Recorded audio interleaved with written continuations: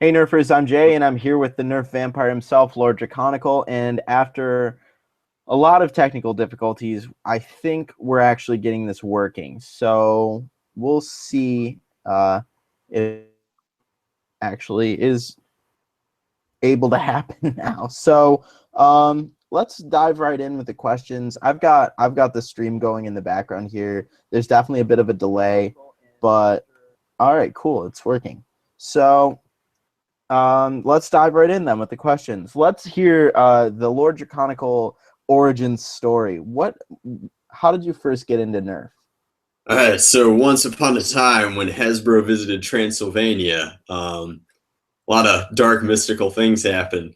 Anyway, the truth of it is I was nerfing as a kid, but not like nerfing in the traditional sense. Mm-hmm. And then upon going to university, Humans versus Zombies found me in a way. And of course, like this is like Raider era and everything needed to be improved. So eventually I wound up with a Maverick and a Long Strike, and with no knowledge of the Nerf community, I guess I started modifying blasters in an HVZ game that was about 120 strong. And so I was modifying blasters for like $5 in the student center for a good 3 months before somebody who played HVZ at this school came up to me and they were like, "You're a Drac." And I was like, "I am amazed that that's a thing that you said. So why do you know that, strange person?" And they were like, "So there's this thing called the Nerf community." And I was like, "That's not real."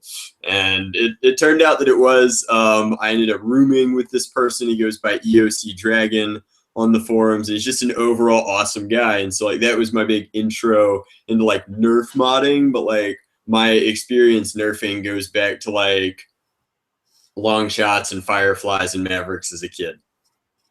Yeah, I remember I had like 3 Fireflies at one point way back when. I still have them. They're in pieces in my basement. So what was your first actual blaster that you received? So that was what's my first Nerf blaster ever. Yeah, I'd say, or Okay, that you so bought, or what would you say would be your first blaster? so my first blaster is definitely a Maverick that has been lost to time. Like that was, and it should be everybody's first blaster. Like let's be real, Maverick Master Race something hashtag.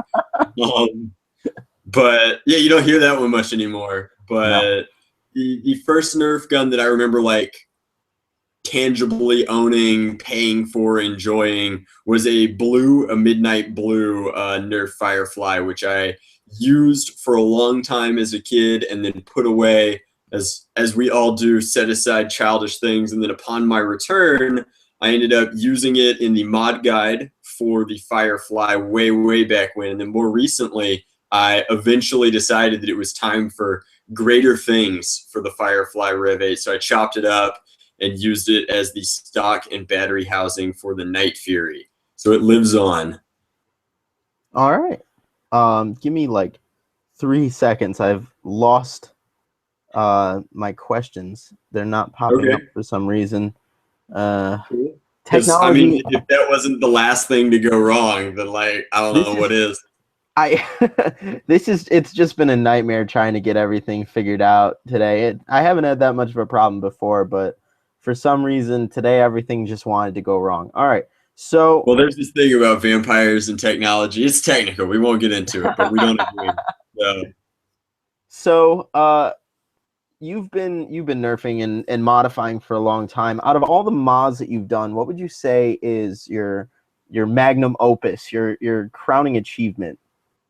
So, I mean, I thought about this question because you did send them to me a little bit early, and there are a lot of like cliche answers that I could go with. I could go with the Endbringer, which was a successful crossbow integration where I built a flywheel crossbow, and that was sweet. I could go with something that's like ultra clean, which was like this is Aethernaut, which is a hydro dipped Straven build of my own design with a foregrip and like super clean logos, suck it handwriting people, and then some feathery details and whatnot. And so like this is a very nice performance blaster, but like I am an old school nerfer and I'm not ashamed of that at all. And so I still make time to nerf with this whenever we have our NIC wars. So like I would say that Lilith is just a crossbow that hits like a truck and has homemade internals, and it's tough to beat that. A lot of people think that the crossbow's day and age is over, and I think that they need to get out and nerf more. So Lilith would be my answer. I think that that's the best Nerf blaster I've made, like pound for performance. I had a feeling you'd go with Lilith. I don't know why. It was just a hunch I had, but it's tough to beat. It's the only Nerf gun in existence that I know of that has hand-forged brass reinforcements. Yeah, like, that's pretty cool. All right, so in out of all the mods that you've done, what would you say is the mod that you hate doing the most? So like my least favorite mod, and this again, like a lot of my answers are gonna rub people the wrong way, and you can't please everybody, so that's fine. With that. It's the internet. Any flywheel blaster is like my least favorite thing to make, and that's because they're all the same. Like I have made, and if I check my little black book, I think I've made somewhere around 140 flywheel blasters for HVZers, for stock class nerfers. I've sent them all over the world. They all have special names and paint jobs and price points. And I mean, once you've done one flywheel cage, like you have done every flywheel blaster. The difference between a Strife and a Raven is a trigger system. The difference between a trigger system and a pusher motor is nothing. And then all the more recent iterations are actual Strifes, Shia LaBeouf. So. All right. I can actually empathize with you on that. I'm actually not the biggest fan of doing electronic mods. I prefer springers. It's just my, like, if I had to pick between a Strife and an Elite Alpha Trooper, I'd go with the EAT every time. Oh, you mean the correct answer? Like yeah, I mean, I don't know where mine is actually. I'm not it's floating around. It's all right. But there's something much more satisfying about priming a Springer and shooting it and having to prime every time. And it feels like you're actually doing something instead of just holding a rev trigger down and just. It's actually, the debate almost always boils down to this: is like how much human power should be in our hobby sport or sport hobby, whatever hybrid it is. And everybody who like comes from old school Nerf or who's NIC nerfed or who just like remembers those days of like, I guess, what is it? The Raider and the 35 round drum, and like that was HVZ for a year and a half or so. Yep. Like they're very used to like click, click, boom. That's what Nerf is. Exactly. And so like people who are really into this, like there's all sorts of new schools of thought for like high pressured air and battery power and like how can we push it? And I don't really have an opinion. Like I think that nerfing is nerfing, and no matter what you're doing, it beats sitting around doing this all day. But I think that the closer we push it towards paintball, the more ridiculous it is that we're not just playing paintball. And so you've got to draw that line somewhere. I'm not sure where it is. All right. So on that kind of same venue of like worst mod, what would you say out of all stock blasters or blasters that you've just worked with, what would you say is the worst? I don't know. I mean, you could be really cliche and say that like the Strife is the worst Nerf gun ever because it made everybody lazy and boring.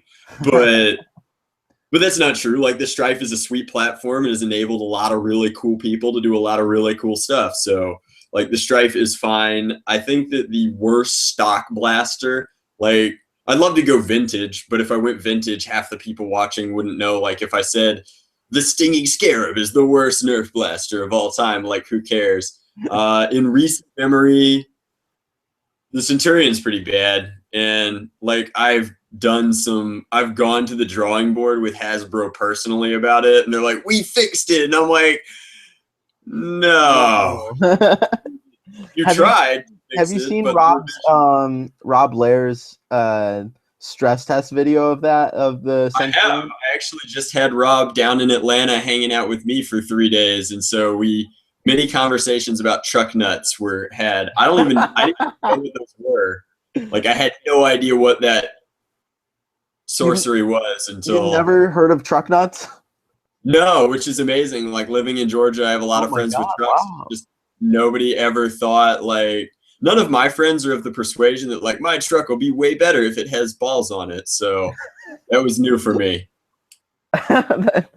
That's and people don't normally think like, that's the reasoning behind it. Like, so who goes to the store and is just like, these would look really good on the hitch of my truck.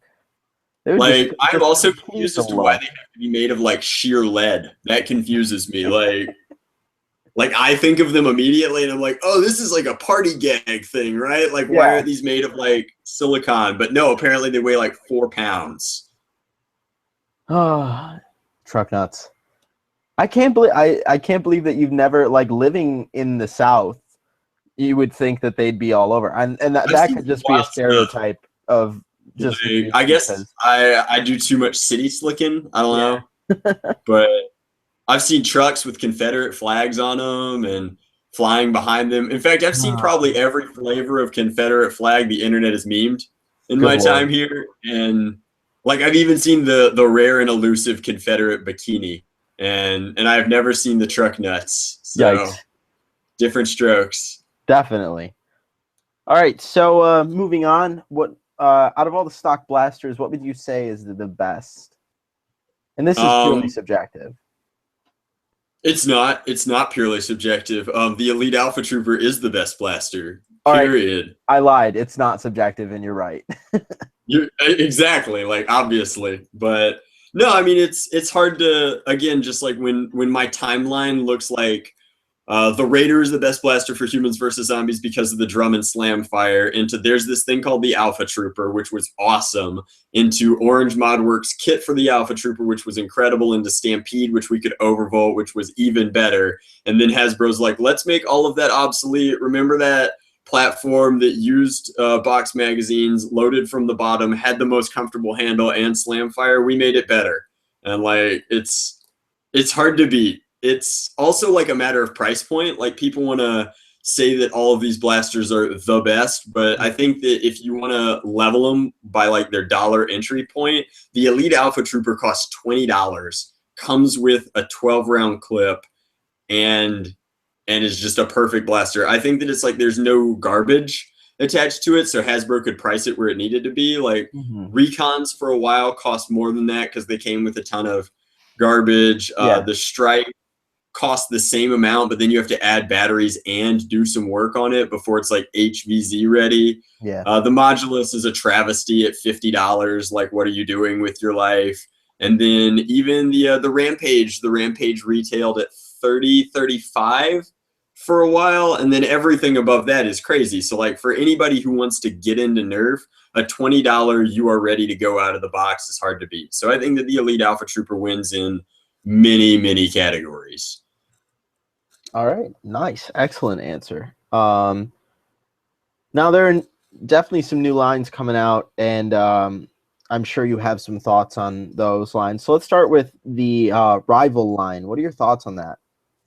Um, so I guess I'm limited in what I'm allowed to say about a lot of the upcoming lines. I've been working closer and closer with Hasbro as my career. It's a jobby. It's like a job hobby has Yeah. progressed. But as far as like what we as a community know about Rival so far, I think that Rival is really sweet. I think that it's a way for us to push that paintball envelope and really take Nerf blasters from ages 12 and up to 16 and up, which is like their whole marketing spiel. It's like, how do we capture more of this spectrum when we're like having people exit our brand at 12 years old? How do we push that forward? And they thought that Rival was the answer. Before that, they thought that Dart Tag was the answer, and clearly, like, Dart Tag was not the No, answer.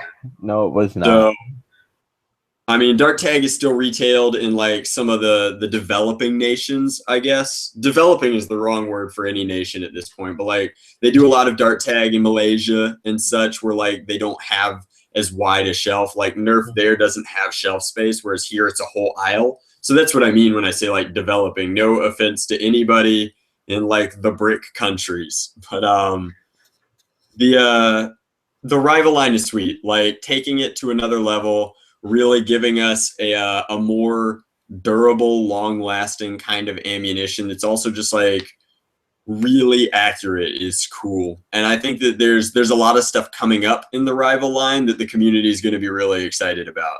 Like it hit the ground running as far as I'm concerned. The Apollo and Zeus were excellent, like gateway blasters. You got one awesome Springer at a reasonable entry price, and then one top tier flywheel blaster, and they both perform marvelously. Like, people want to complain about the Apollo's locks and whatnot, but I think that they're both very solid platforms that work very well. Yeah, all in all, I did a review of the Apollo a while ago, and my only real complaint was that the ammo is easily lost when you're playing outside, and the prime was a little janky at first. But other than Right. that, I mean, interestingly enough, that like stock power without any modifications done to it, the Apollo almost got banned by my Nerf club outright. Like, I've we heard about had that happening we to a had lot of like H one of them, groups. and my group was like, this is like pushing the envelope a little too much, and we're a Which is college kind of group. silly because like the same organizations that I've heard of that are like afraid of the rival line have also been allowing like modified long shots. Like, they want to say apples and oranges, and I'm like, if you throw both of them, they go 100 feet, Yeah, so it doesn't really exactly. matter. But no, I mean, it's cool. It's cool to have a successor to Vortex that like people are excited about. I felt like people never really got into Vortex the way that it was supposed to be branded and pitched. Like, Nerf enthusiasts really liked Vortex, but retailers didn't. And retailers are excited for the rival line, which is what matters. Yeah, and I don't know what it was specifically about Vortex that kept it from really taking off, but I remember I was never that into Vortex, and there was not much draw to So, get like, into rate of Vortex. fire junkies were really into Vortex, but anytime you're changing like your ammunition and clip style or clipazine style or your platform, there's going to be a lot of resistance. Oh And yeah, so Vortex was like, we will maximize your range. And what they didn't do is maximize like the actual velocity of the projectile. So like, nobody who was competitive in Nerf cared about floating ammunition downrange, and then exactly. those who like were really into rate of fire were into it because like Bobo still loves the Vortex line for his boom nitrons, and The an old Nitron is nuts. Nerfer named Rogue and I are like long-standing champions of the Praxis, just because it was a sweet way to just throw a lot of darts downrange and speed didn't really matter. But again, we weren't using them for HVZ or like basement wars. Like, they weren't great for that. We were using them specifically for laser tag, where we could bounce them off walls, which Rival does better, is worth noticing. And we liked the rate of fire and the compactness of the ammo. Like, the tubes were really easy for NIC wars because you could take down an air blaster with them really easily. You could just bum rush people with like 4Bs. Yeah, going back to Rival real quick, there was a video on, I can't remember if it was Nerf Modders Welcome or Shitty Nerfers Welcome or wherever, but it was this guy who I'd never heard of, who like had like a 55 round Zeus or something like that. Oh yeah, no, the guy with the blower fan pushing Yeah. him through. Yeah, it's the same full auto mod that a lot of people have done, with, instead of using the spring of the Vortex or the rival magazine as the pusher mechanism, is something slower and more consistent, which is awesome. Like, that's a really cool mod. I think Yeah. that guy is located out in California, and as far as like his involvement in the community goes, he is very new. So like, Yeah. what an exciting way to come onto the scene, like by saying like, this is me, this is what I did. Like, that's way better than a lot of people who enter the scene by being like, this is me, what can you do for me? Thanks for Like, the it's ad. How can modify Maverick? right. It's just a better way of going about introducing yourself. Oh, And I'm absolutely. excited to see what comes from him in the future. Me too. And what are your thoughts? I mean, what can you say about the Doomlands line? What was that? I'm sorry. What can you say? What are you allowed to say about the Doomlands line? Doomlands. Um, I think I honestly am. No, I know more about. I'm allowed to talk about the whipsaw thing. Yeah, No, that's Zombie Strike. My bad. Is Doomlands is cool. Like, it's a giant revolver and then a long revolver. I think that Doomlands is really targeted at like role play aspect that like younger kids get into, like where you want to be a bandit or you want to be Mad Max, and that's like how you want to play with your brothers at home. Like Doomlands is not even remotely targeted at the HBZ college kid audience. I can tell you that it's not even it's not for us, I guess. Like Zombie Strike Longshot, like that's for us. That's a toss with our name on it. As far as the Nerf internet community goes, the Rapid Strike is something that we asked for. The Modulus is actually, believe it or not, the Modulus is for us, and people don't like to admit to that. But like for years, the Nerf internet community was begging. They're like, "Why can't we buy accessories by themselves? Why can't we buy accessories by themselves? Hey Hasbro, hey Hasbro, hey Hasbro, why can't we buy this stuff by itself?" And they're like, "Fine, we'll make an entire line built around like the platform ability of some of these things, and we'll give you a base blaster and we'll make accessories by themselves." And now everybody's like really upset. They're like, "This is garbage, it's just a Strife." And it's weird that like the people who are like, "We hate that it's just a Strife," are the same people who love the Strife. It's like, aren't you glad that this thing you love is sticking around for another 2 years minimum? Like, what are you whining about? And it's a perfect exercise. And when like you're a corporation like Hasbro, which is a multi-billion-dollar company, and you're pitching ideas that won't be rolled out until like I want to say that their time to market is something around a year and a half. Like no matter what you do, nobody's ever going to be happy. Like, Yeah. And so this kind of brings up an interesting question. How much, and this wasn't on the list, so sorry if I might be blindsiding you with this a little bit, but how much sway or how much influence does the NIC actually have in terms of what Hasbro does and what it creates?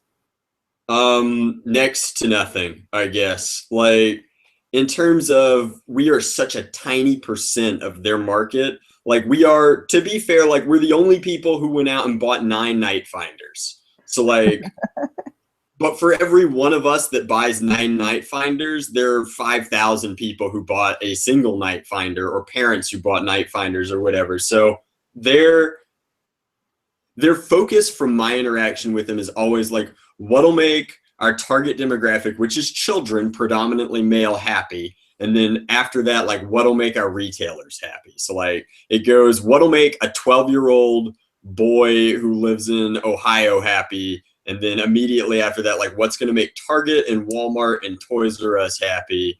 And then like they play to those exclusives, and then they're recently like really tooling for an international market, which is kind of cool. And I can't talk much more about that. As far as like how much do they know about us, their interactions with us are very limited. Like they really only interact with 2 nerfers as far as the NIC defines nerfers. So if the NIC, and like my definition of nerfer, is somebody who plays with Nerf guns, who actively like goes to wars with other nerfers. Again, the definition is kind of circular. And then who also like tinkers with their blasters themselves in some aspects. So you have to be a nerfer by my definition, you have to go to wars, you have to interact with the community, and you have to actually open blasters.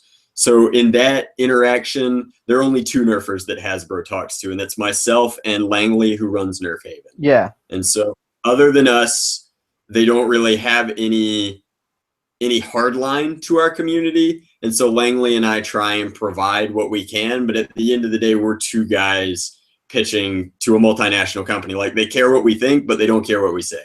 Yeah. Okay. So, kind of switching gears a little bit. What other stuff do you do outside of Nerf? Like what other hobbies do you have? What do you do for school? Stuff like that. Okay, so I make jewelry, which is something like obviously like he who tinkers in multiple venues. Mm-hmm. So I enjoy like silversmithing, making jewelry out of silver and bronze, which is the reason that like some of my Nerf guns have like metal parts in them. Yeah. Is because I have access to like a micro forge and I can do stuff like that. I'm not like Roboman, who has like a full CNC workshop at his disposal. So like my stuff is all still handmade. But in addition to like making jewelry, I enjoy cooking a great deal, which again is just tinkering with things that you can eat afterwards. So like anything where it's like a set of steps that you can mess with, I really enjoy doing that. And then travel. So like my hobbies would be like, I like making jewelry, making food, and going to other places. And I think that covers it. So like the foodiness also lends itself into I guess like I'm an amateur wine and beer enthusiast, which I never would bring onto my main channel because it's not appropriate for my target audience. But like that's something that doesn't eat up a lot of my time, but that I'm also like interested in. That's like out of all the things that I've mentioned, that's the one that I'm learning the most about now. So I'm trying to like expand my knowledge base there. Interesting. What are schools? So I attend the Institute of Georgia. How do we do it? We just say Georgia Tech down here, but like I don't know what our full name is because that's important. I want to say we're like a top 5 college of engineering, and that's for the country. And so like that takes up a lot of my time. That's a really challenging degree. I am a dual major in business and engineering, so I want to like know both ends of that equation, particularly so that I can like plant myself between marketing and R&D and kind of be a translator. I'm looking to go into either the toy sector or the private sector. I currently do consulting for companies that I can't name in a public thing, but in addition to doing consulting, like I wanna move into that sector more once I graduate. Very cool. So I'm sure you're still planning on continuing your Nerf stuff as well. Oh yeah, no, it's not like I'm gonna graduate and it's gonna stop. If anything, my channel is gonna grow upon my graduation because I'll have more time to work on it. Like out of all of the big names in Nerf, it's no secret and I'm not ashamed of it. Like my post-production is probably the worst. Like I use a pair of $70 video goggles and my editing is the extent of putting clips that I take together. And like I've had people tell me before that like that's a strength, that I'm really concise and know exactly what I need to get out of each video segment.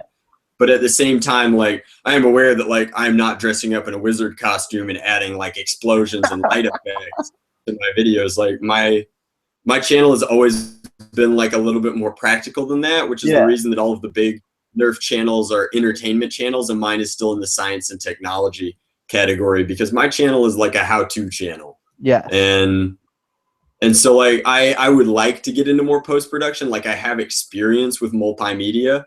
I just don't have the time to do that to every video. And as weird as this is, like each project is special to me. And so it would feel like it would be wrong to go like whole hog on one project's video and then like 2 days later when I'm doing another project not have time to do that again. And it's also like unfair to the viewers because you don't want them to expect like Drac is uploading videos at this level and then like, well, what happened to that? Why are you down here again? And it's like I don't want to put them on. So I'm waiting until I graduate to like really expand my content in terms of both like what I'm covering and how I'm covering it. And I'm waiting for my education to be at least temporarily on hold at that point. And I graduate really soon, so that's coming.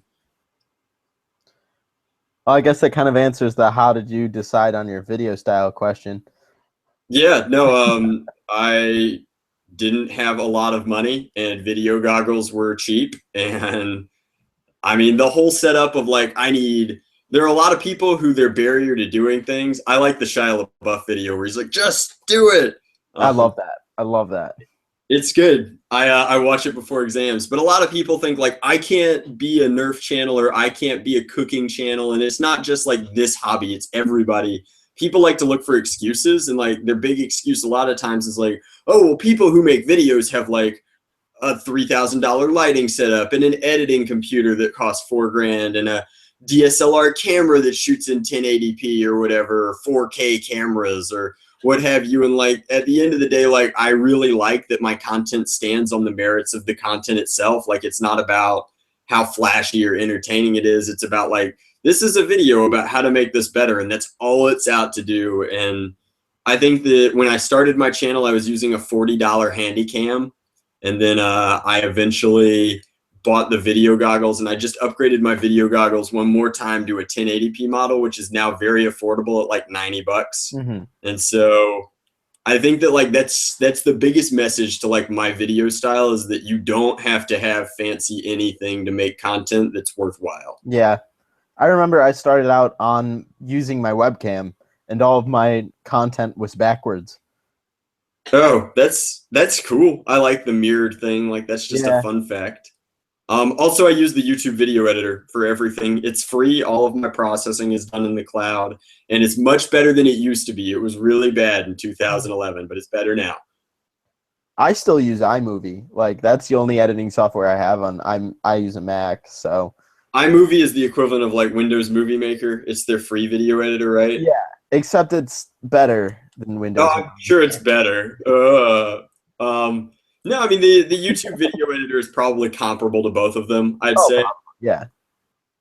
Like nowadays, it lets you trim and splice and filter and retool your audio and whatnot. It even has a really terabad stabilization thing going on. But yep. All right, so kind of swinging back around to we were talking about the NIC earlier. We know that it's a huge community. It's really big, and there are many facets to it. What would you say is your favorite part of the NIC? So like this answer differs based on my perspective or in general. So like in general, the answer to like what's the best part of the NIC is your local scene. No matter what it is, if you're a college student and your college has a Nerf club, you should strive to make that the best Nerf club you possibly can. If you're an NIC Nerfer and your region has a Nerf club, or if it doesn't, you should be like, be the change you want to see in your Nerf community. So like if you're a Southeast Nerfer, you should come share whatever you have with us. If you are a Northeast Nerfer, like it's time to start hitting up those wars in the Jersey area. If you're in California, there's 2 separate groups doing work over there, Australia. So like your local community, and local is however you define it. Like if you don't have a car, your local Nerf community could be your neighborhood. If you have a car, your local Nerf community could be your state and or region, depending upon how like deep you want to go into this hobby. But I think that like no matter what, the piece of the Nerf community that shines the most is the actual face-to-face in-person interactions that happen at mod parties and wars. Like that is when Nerfers are at their very best. And so for me personally, like my favorite part of the NIC is the SENC, which is the Southeast Nerf Club, because just like putting 20 Nerfers in a park every month has like made people who didn't have friends before have friends now. People have started bringing their own food, so I don't even have to do all the grilling myself anymore. Like the sense of community that's grown around that is just like ecstatic, and just not even to be the founder of that, but just to be a part of that is really something magical and special. Nice. And then of course, least favorite part. I guess like I'm not even saying most favorite and least favorite. I'm saying like the best and the worst parts of this community. So the worst part of the NIC is easily like any online only interaction, which is terrible because it's the Nerf internet community. So I just want to like cut the I out of NIC and just turn it into the Nerf community.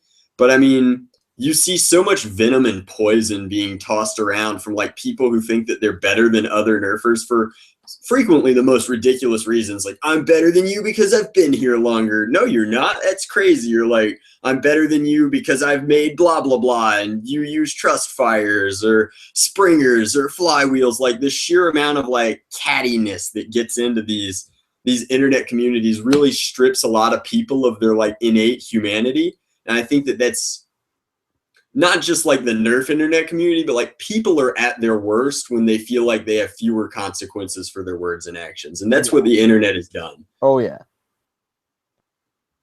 All right. Out of all the videos that you produced, what would your favorite video be?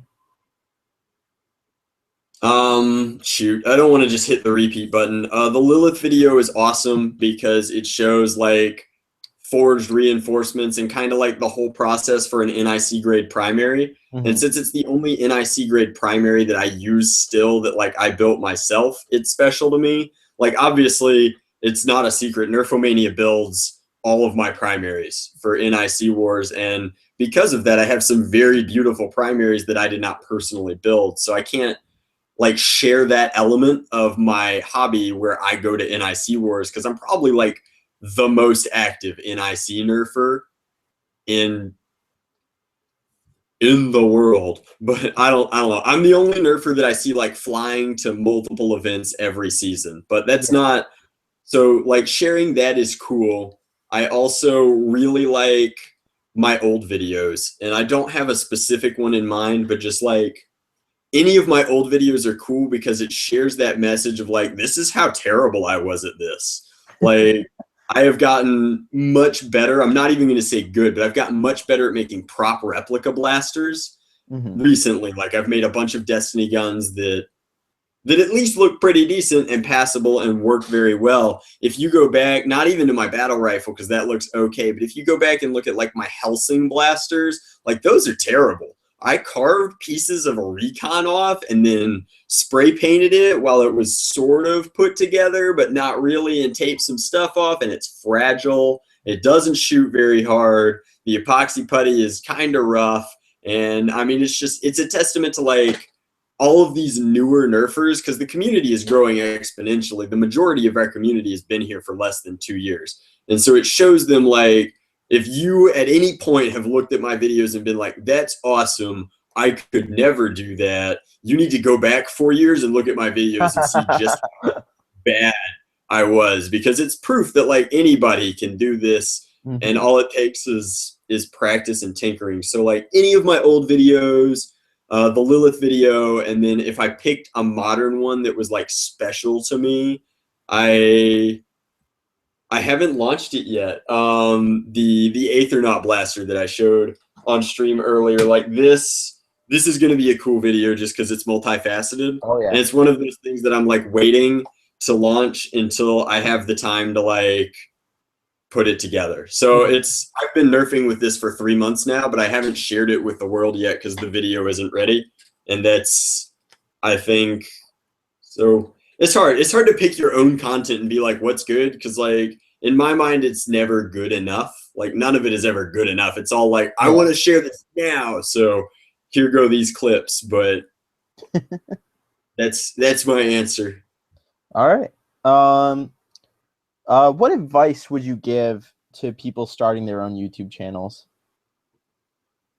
I get this one a lot. My default comment, it's actually saved on my clipboard, is always like, make content that you yourself would want to watch, and then like people will come. I think that people focus too much on like, and of course, like being as fortunate and lucky as I am, I get the question a lot, like, how do you get more subscribers? Like, how do I get more views? How do I sell Nerf guns? Blah, blah, blah, blah, blah. And it's always like, don't focus on that. Like when I started YouTube, it wasn't about being popular. It still isn't about being popular. Like it's always been about like sharing information that I thought was interesting. And so I think that that's like how I got lucky and wound up being popular. Because by YouTube standards, I'm still not popular. It's only by Nerf YouTube standards that anybody wants to give me the time of day. And so like my advice for people starting YouTube channels is to focus on videos that you want to make, and then like nothing else. Like don't run around soliciting for subscribers. Don't run around like bombarding your content on Reddit, because all you're going to do is make people mad, make you look silly. Like the best way to enter this market is to do what like guys like you brought him up, like random dude who made awesome rival magazine with air blower. Exactly. Like, do that, or be like Rob Lair. Like do something that's so wild and crazy that people not have to pay attention to you, but want to pay attention. Yeah. Like build a Nerf arena, start a Nerf war, get your friends together and throw together like a role play Marine Corps scenario thing and film that. Like it's make things that make you happy. Don't make things to be popular. I get a lot of people who are like, I made an Alpha Trooper recon and a Zebra Blaster review. Like, why don't I have 2,000 subscribers already? And I'm like, because nobody is interested in that. Like, people were barely interested in that when it was new 7 years ago. And So that's it. Like if you want to be successful on YouTube, you should define success in your own terms, not the terms of others. I like that a lot. That's really cool. And speaking of Rob Lair, for those of you who are watching this or will be watching this and don't know who Rob Lair is, he is currently producing. He's putting the finishing touches on, I believe. Yeah, Thunderdome is done. Like Yeah, I've a seen the documentary thing. called Thunderdome. And Yeah, he's in the process of color and audio correction right now. And Rob and I actually together, we will be touring the movie starting probably sometime in 2016. So like it's a really exciting project. And Jay, I'm not going to put you on the spot or anything, but if you haven't interviewed Rob yet, like, oh no, I'm planning on doing that for sure. I have to. I mean, I contacted him a while ago because I wanted to help him out in any way I could. So I've seen some rough cuts of the film myself, and I'm definitely going to be interviewing him. But I want to know, what was it like being involved with Thunderdome, and I want to get your perspective on what it was like, what the atmosphere is like. I just want to know what it's like, I basically. mean, are we talking? Oh, there's so much. Like that's like asking me like, what's it like living in Greece? Like I could go on for 3 days about it because that's how long I spent there. Yeah. So do you want to know specifically about the arena itself? Do you want to know more about Rob, or do you want to know more about the Springfield, Missouri Nerf community? Just like, I just want a taste of all of it. Just give me a Okay, little so bit the of arena everything. itself is crazy. It's like really just a weird Nerf kingdom. The first thing that I noticed was that it was smaller than I thought it would be. So like Mhm. as and Rob, you're gonna have to forgive me for this one because I know you're gonna watch this. But the first thing that I thought when I saw Thunderdome is I was actually a little disappointed. I looked over the wall and it was very small. It was smaller than laser tag arenas that I've played in, and I was like, this isn't gonna work. And then nighttime hit, the lights came on, the music started playing, and we put 20 people in a place that's like smaller than my apartment, and it just worked. So like it's magical. It's really special. There's something about it that I couldn't describe to you in any other way than that, where you forget how small it is. Every turn is a new battle, so it's very fast paced because of that size. And there are enemies everywhere. Even when I was playing in like 3-on-3s, it was just the compactness of the arena means that you never have to like look for your next opponent. If anything, you have to look for time to breathe so you can reload.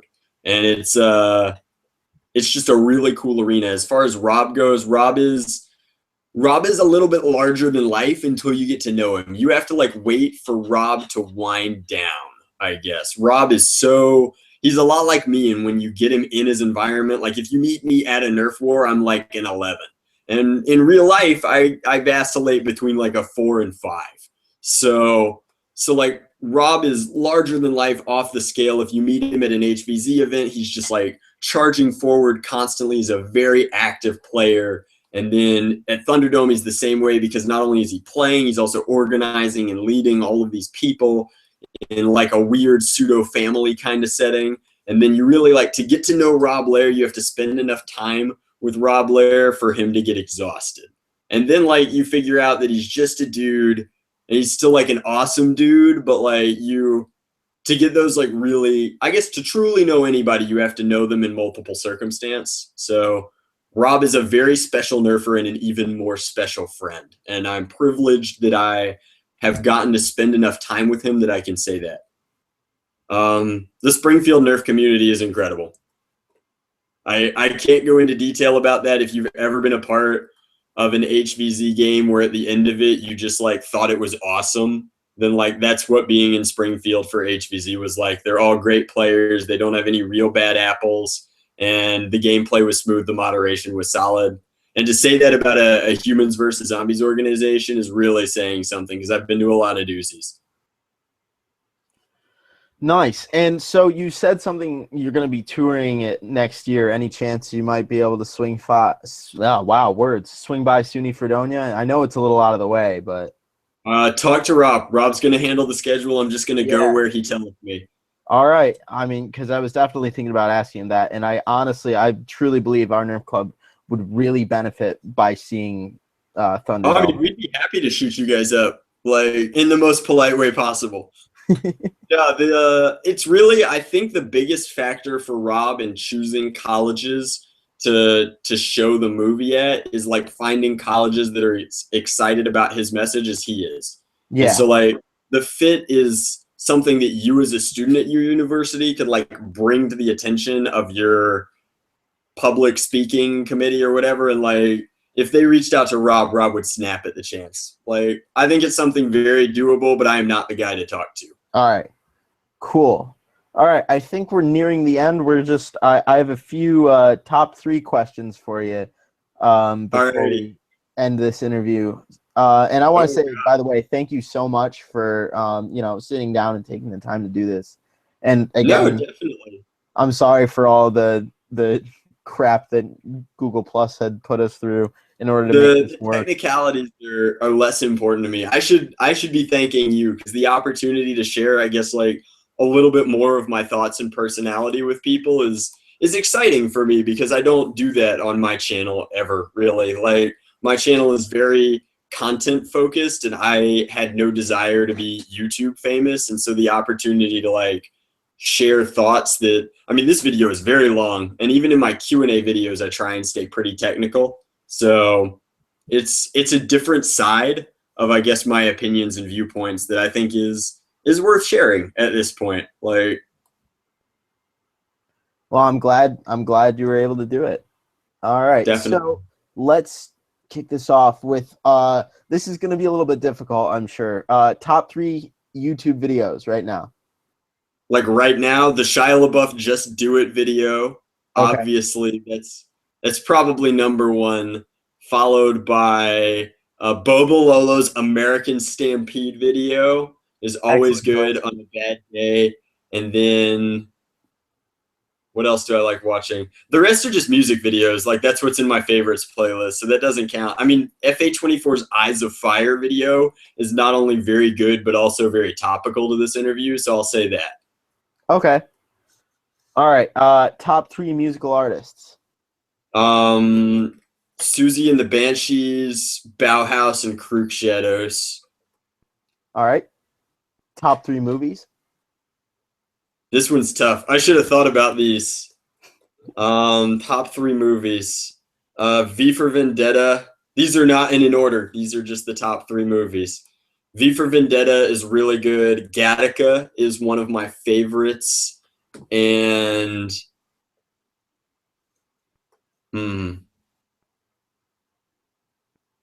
Underworld. I like Underworld a lot. Okay. Nice. And then finally, top 3 games. Halo 3 because it's the first game I ever played, first and last game I ever played professionally.